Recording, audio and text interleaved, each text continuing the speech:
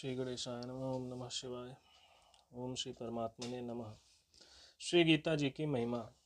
वास्तव में श्रीमद् भगवद गीता का महात्म्य वाणी द्वारा वर्णन करने के लिए किसी की भी सामर्थ्य नहीं है, क्योंकि यह एक परम रहस्यमय ग्रंथ है। इसमें संपूर्ण वेदों का सार संग्रह किया गया है।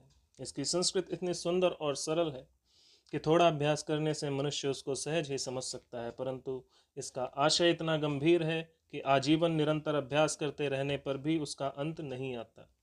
प्रतिदिन नए नए भाव उत्पन्न होते हैं। इससे यह सदैव नवीन बना रहता है एवं एकाग्रचित्त होकर श्रद्धा भक्ति सहित विचार करने से इसके पद पद में परम रहस्य भरा हुआ प्रत्यक्ष प्रतीत होता है। भगवान के गुण प्रभाव और मर्म का वर्णन जिस प्रकार इस गीता शास्त्र में किया गया है, वैसा अन्य ग्रंथों में मिलना कठिन है, क्योंकि प्रायः ग्रंथों में कुछ न कुछ सांसारिक विषय मिला रहता है। भगवान ने श्रीमद् भगवद गीता रूप एक ऐसा अनुपमेय शास्त्र कहा है कि जिसमें एक भी शब्द सदुपदेश से खाली नहीं है।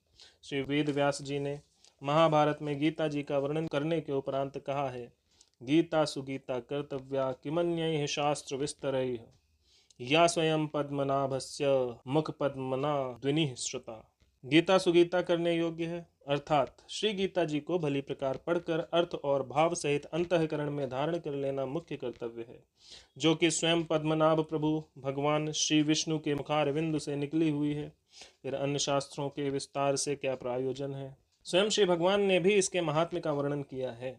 इस गीता शास्त्र में मनुष्य मात्र का अधिकार है, चाहे वह किसी भी वर्ण आश्रम में स्थित हो, परंतु भगवान में श्रद्धालु और भक्ति युक्त अवश्य होना चाहिए, क्योंकि भगवान ने अपने भक्तों में ही इसका प्रचार करने के लिए आज्ञा दी है, तथा यह भी कहा है कि स्त्री वैश्य शूद्र और पाप योनि भी मेरे परायण होकर परम गति को प्राप्त हो सकते हैं। अपने अपने स्वाभाविक कर्मों द्वारा मेरी पूजा करके मनुष्य परम सिद्धि को प्राप्त होते हैं, ऐसा अध्याय 18 के श्लोक नंबर 46 में कहा गया है। इन सब पर विचार करने से यही ज्ञात होता है कि परमात्मा की प्राप्ति में सभी का अधिकार है, परंतु उक्त विषय के मर्म को न समझने के कारण बहुत से मनुष्य, जिन्होंने श्री गीता जी का केवल नाम मात्र ही सुना है, कह दिया करते हैं कि गीता तो केवल सन्यासियों के लिए ही है। वे अपने बालकों को भी इसी भय से श्री गीता जी का अभ्यास नहीं कराते कि गीता जी के ज्ञान से कदाचित लड़का घर छोड़कर सन्यासी ना हो जाए।